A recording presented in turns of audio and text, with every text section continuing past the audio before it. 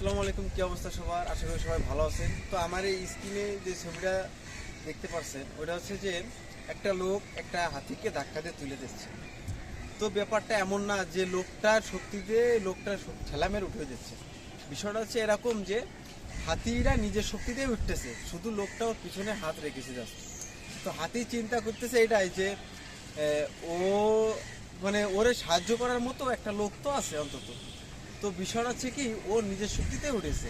তো আমি এই ধারণা দিতে চাচ্ছি যে ভাই, যে কোনো করার পিছনে ভাই এরকম যদি কারো হাত থাকে, শিক্ষক হোক, বন্ধু বান্ধব হোক, মা বাবা হোক, প্রিয়জন হোক, যেই হোক ভাই, তো যে কোনো কাজ করার আগে যদি এরকম যদি একটু সাপোর্ট পাওয়া যায় ভাই, তাহলে মনে করেন উঠা কোনো ব্যাপারই না।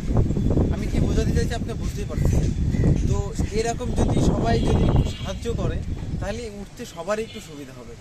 তো আমরা যাই হোক, কিছু দেখে অন্তত কিছু তো শেখা যায়। তো এই জিনিসটা আমরা মাথায় রাখবো ইনশাআল্লাহ।